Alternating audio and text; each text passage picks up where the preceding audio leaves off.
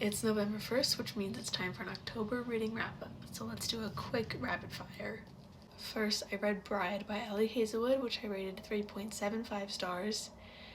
This was already a reread, so I already knew what had happened, and this was to kick off the month of October, and I loved this. I always love this.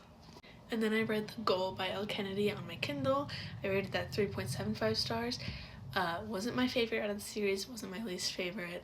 I have some problems with that series, but overall it was pretty fine.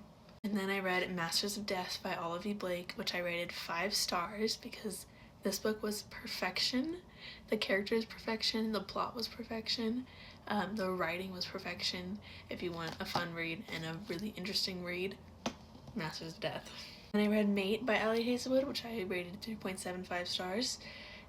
I liked Bride a lot better, but this was still a really fun read, and I got through this so fast because it was so easy to read, and I loved it. And then I read The Night and the Moth by Rachel Gillig. I am counting this as an October read, even though I finished it this morning, because I read the majority of it in October. I rated this 4.75 stars, and I need the next book. Like, right now. I need to know what's gonna happen because this was so good and it kept me interested the entire time, and I loved the characters. If there were 2 books I would recommend everyone to read, it would be Masters of Death by Olivia Blake and The Night and the Moth by Rachel Gillig. Thanks for listening to my October reading wrap-up. Bye!